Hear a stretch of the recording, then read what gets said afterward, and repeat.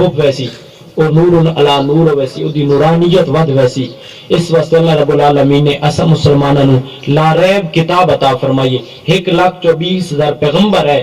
عرض کرینا ہے مولک وہ کیسا نبی ہو سی جڑا آخر زمان نبی ہو سی, جس نبی دی امت بھی بڑی شان والی ہو سی, جس امت تے نازل ہو سی وہ کلام بھی بڑی شان والا ہو سی.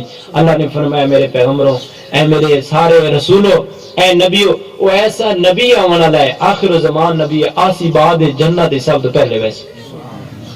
ایسی شان والی امت جس دے اندر اساں پیدا ہوئے ہیں. اسانو یقیناً اللہ رب العالمین دا شکرانہ اور ان دی بہت اساں شکر ادا کرنا چاہیے اور وہ کے سر بسجود ہونا چاہیے. مالک باقی اساں اپنا کمال چھوڑ دیوائیں, اس نے سانو بہت ساری نوازیں ہیں نعمتاں نال, پر ایک جڑی ایسی نعمت عطا فرمائی اپنا محبوب اور وہ دی امت پیدا کیتا, اساں ساری زندگی دا شکر ادا کریے نہیں کر سکتے. دوستو اللہ رب العالمین نے اس سے کلام مجید فرقان حمید دے اندر ایک ایسی صورت بھی نازل کی تھی جس وچ اللہ نے فرمایا والعصر ان الانسان لفی خسر. مینوں قسم ہے زمانے دی, والعصر قسم ہے عصر دی, زمانے دی قسم ہے.